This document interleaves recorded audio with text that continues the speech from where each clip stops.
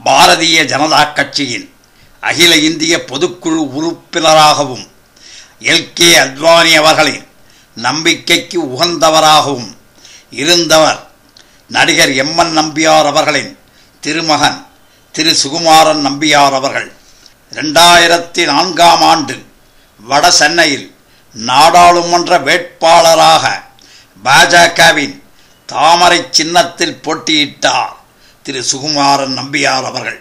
அவரது வெற்றிக்காக பாடுபட்ட ஆயிரக்கணக்கானவர்களில் எஸ்.வி. ரமணி எங்கள் பாரதம் ஆசிரியரும் ஒருவர். எங்கள் பாரதம் சுகுமாரன் நம்பியாருக்கு ஆதரவு அளிக்க வேண்டும் என்று கூறி வெளியிட்ட கட்டுரையின் கடைசி பகுதியை சொல்லுகிறேன் உங்களுக்கு. புரட்சித் தலைவர் எம்.ஜி.ஆர். எப்படி தமிழக மக்கள் நெஞ்சிலே குடிபுகுந்தாரோ அதைப்போல் எம்.என். நம்பியார் அவர்களும் தமிழக மக்களின் இதயத்தில் நீங்காத இடத்தை பெற்றவர். இன்றைய நிஜ வில்லன்களை எதிர்த்து போரிட அவர் மைந்தர் எம்.என். சுகுமாரன் நம்பியார் வடசென்னை பகுதியில் பிஜேபி கட்சியின் வேட்பாளராக களம் இறங்கியிருக்கிறார்.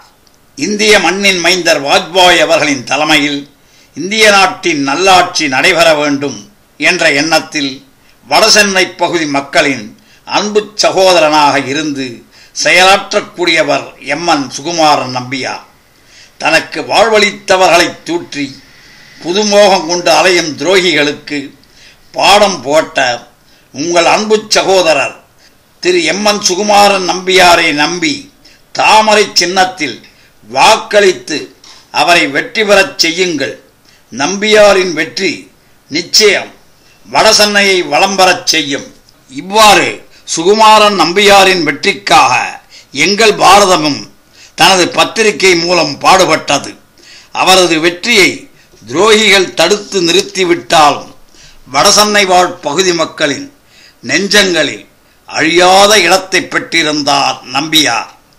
புரட்சித் தலைவர் எம்.ஜி.ஆர்., புரட்சித் தலைவி அம்மா போன்றவர்களுடன் நீண்டகால நட்பு பூண்டவர் சுகுமாரன் நம்பியார்.